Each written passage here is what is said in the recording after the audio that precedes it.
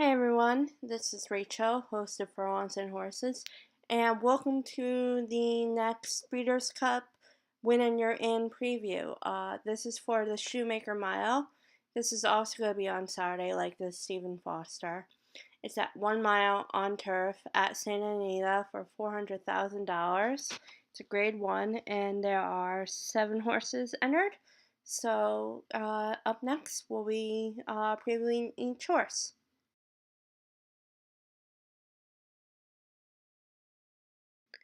Number 1 is obviously Joe Talamo rides for Philip D'Amato.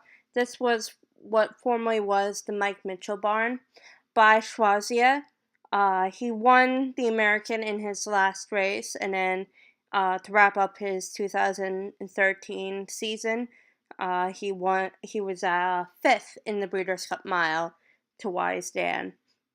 He is the defending champion of the Shoemaker, and he will be going right to the front, so post won't really be a problem.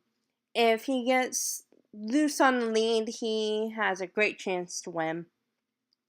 If he is challenged, there's more likely going to be better setup for horses who are coming off the pace, like the horse who will be starting right next to him, and a horse who will be starting further outside than he will be. He does not like being rated. They've tried rating him before, and it's not worked out well for them. From at least the races that I've seen of him trying to rate. So he's going to be. He's one of, I think, 4 horses in here who have a great chance to win. And then I have 1 horse who has a good chance, and then there are 2 who probably have no chance to win at all in this race. And he's one of the 4 who I feel has a great chance to win. Number 2 is Jack Milton, and Javier Castellano rides for Todd Pletcher. He's by Warfront, won the poker and an allowance on the East Coast in his last 2. He is one of the. I think he's the only. I'm sorry. I think all the East Coasters in this race, because there's another one as well, have West Coast experience. He does not have a lot. He only has 1 start, and that was a 6th place finish, I believe, at Hollywood. I think in the Hollywood Derby, but I'm not 100% sure. And I'm not going to check Equipace right now to double check that. But he has done well in grade 1s before. He was in the top 3 for the Secretariat and the Jamaica. So he's faced pretty good stakes quality at the top level before. And he has a very good chance to win this race, like, obviously. And I'm going to be saying that a lot because, honestly, this is as I said, any one of 4 horses can win this race, I feel like. And he's another one who has a great chance to win. Number 3 is Tom's Tribute. Kent DeStormo rides for James Cassidy. He won the Thunder Road. Also, he's by Lionheart, something I almost forgot. But as I said, he won the Thunder Road, and then he was 7th? Yeah, 7th in the Kill Road. I'm just reading my notes that I had written up before that. His last 6 starts have been on the Santa Anita surface. And just the way that he's been running, either first or second or off the board, like every other race, in theory, he should be off the board for this race. I just feel like that maybe he surprises me and hits the board, but I am not 100% sold on him. Number 4 is Winning Prize. Corey Nakatani rides for Neil Drysdale. He's by Pure Prize. and he has not done he hasn't done basically nothing wrong since he's come from Argentina, where he's a Group 1 winner there. He won the Kill Row, which I believe was his first U.S. stakes start. No, I'm sorry. It was not, I think. No, I'm sorry. He won the Arcadia before he won the Kill Row. Kill Row was his first Grade 1 win, I should say, in the U.S. He will be probably going to the front with, obviously, and he could put a damper on things for obviously if he challenges him, which would set up for a horse like Jack Milton and another horse that I'll be talking about in a little bit, Summer Front. Actually, he is next. Number 5 is Summer Front, and Joe Bravo rides for Christophe Clement, who of course just spoiled California Chrome in the Belmont. He's by Warfront, second in the Fort Marcy in his last, and that was after a poor effort in the Gulfstream Park Turf Handicap.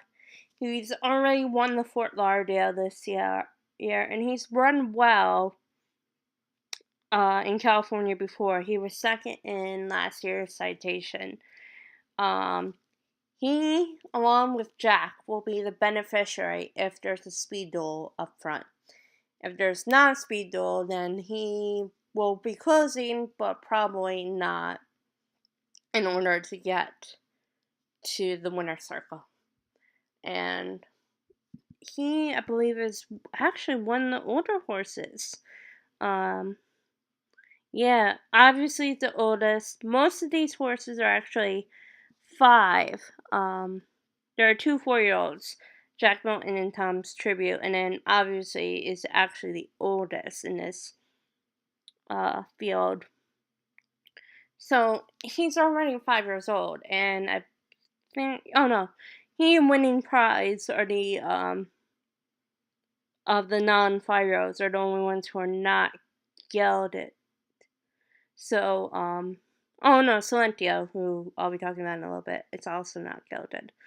But he's already had a great career, and he doesn't have that Grade 1 yet. I would love to see him get into the winner's circle, hopefully, this time around, to finally get that Grade 1, and it'll be even better because he will be automatically into the mile. Number 6 is Pulpits Express. And this is a little bit of irony before I tell you who he's by. Well, first off, Drayden Van Dyke rides for John Sadler, and he's by Lucky Pulpit, who of course is the sire of California Chrome. Unfortunately, that's the best thing I could say about Pulpits Express. Yeah, he's had a hot sire. I think the week after Chrome won the Derby, Lucky Pulpit got another stakes winner. And I think Calbred stakes race. I'm not 100% sure about that.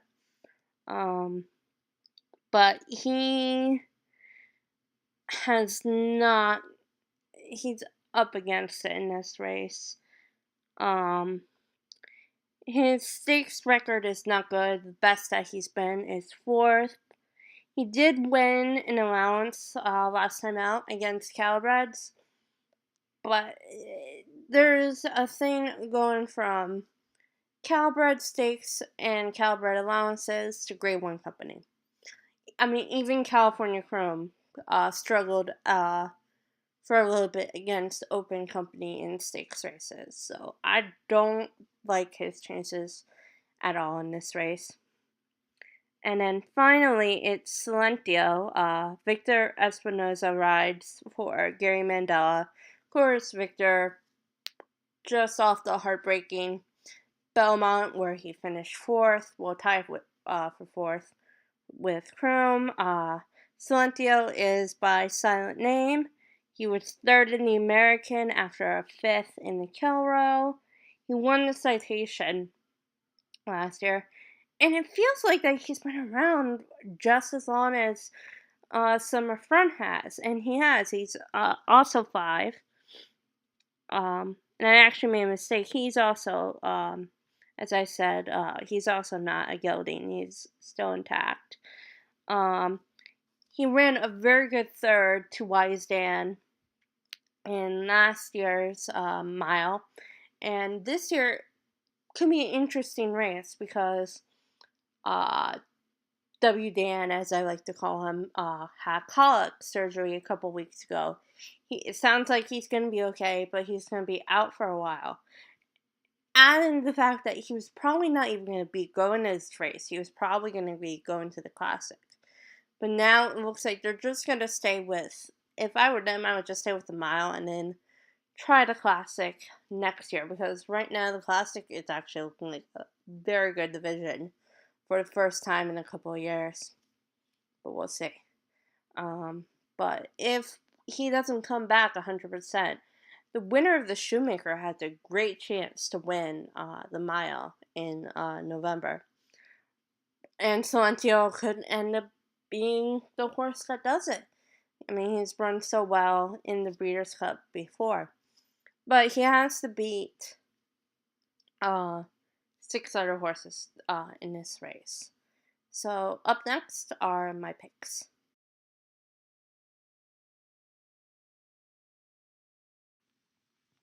So, here are my top 3 finishers for the Shoemaker Mile.